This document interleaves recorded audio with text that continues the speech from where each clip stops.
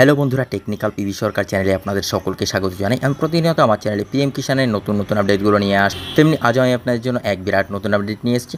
এইমাত্র প্রকাশিত হলো পিএম কিষানের টাকা দেওয়ার তারিখ। কৃষকদের 20,000 কোটি টাকা দিচ্ছে মোদী সরকার। কবে দেবে টাকা বিস্তারিত জানতে পুরো ভিডিও দেখুন। পুরো ভিডিও না দেখলে কিছু বুঝতে পারবেন না, তাই পুরো ভিডিও দেখার অনুরোধ রইল আপনাদের সকলের কাছে। তাই দেরি না করে ভিডিওটিকে শুরু করছি। ভিডিওটি ভালো লাগলে লাইক করবেন, কমেন্ট করবেন, বন্ধুদের সঙ্গে শেয়ার করবেন এবং আমার চ্যানেলে নতুন হয়ে থাকলে চ্যানেলটিকে সাবস্ক্রাইব করবেন। ধন্যবাদ, পাশে থাকবেন। রবিবার প্রধানমন্ত্রী পদে শপথ নিয়েছেন নরেন্দ্র মোদী। আর সোমবারই কোটি কোটি কৃষকের জন্য বড় পদক্ষেপ করল কেন্দ্র। পিএম কিষাণ সম্মান নিধির আওতায় দেশের 9 কোটি কৃষককে 20,000 কোটি টাকা দিচ্ছে কেন্দ্র। আজ সোমবার সকালে এই সংক্রান্ত ফাইলে সই করছেন মোদী। 2024 সালের 28শে ফেব্রুয়ারি 16তম কিস্তির টাকা সরাসরি কৃষকদের ব্যাংক অ্যাকাউন্টে পাঠানো হয়। আর এবার 20,000 কোটি টাকা দিয়ে 17তম কিস্তির টাকা মেটানো হবে বলে খবর। যদিও ঠিক কবে এই টাকা কৃষকদের অ্যাকাউন্টে পাঠানো হবে তা এখনও কেন্দ্রের তরফে সরাসরি জানানো হয়নি।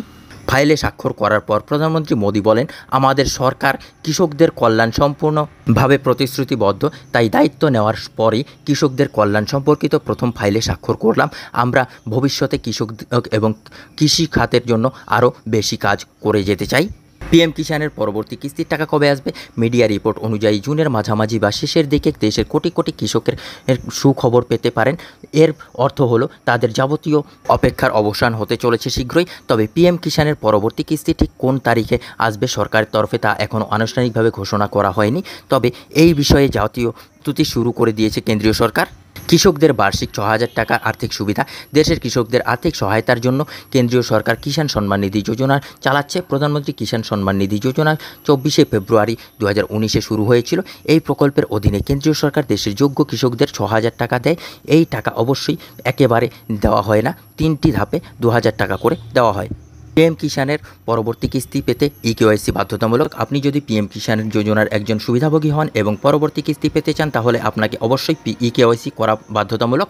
অতএব আপনি যদি গুরুত্বপূর্ণ কাজটি এখনও না করে থাকেন তবে দেরি না করে এই কাজটি এখনই করে ফেলুন। আপনি যদি এটি না করেন তবে প্রধানমন্ত্রী কিষাণ সম্মান যোজনার 17তম কিস্তির টাকা থেকে বঞ্চিত হতে পারেন। পিএম কিষাণ প্রকল্পের ইকেওয়াইসি কীভাবে করবেন? প্রথমে পিএম কিষাণ প্রকল্পের পোর্টালে যেতে হবে।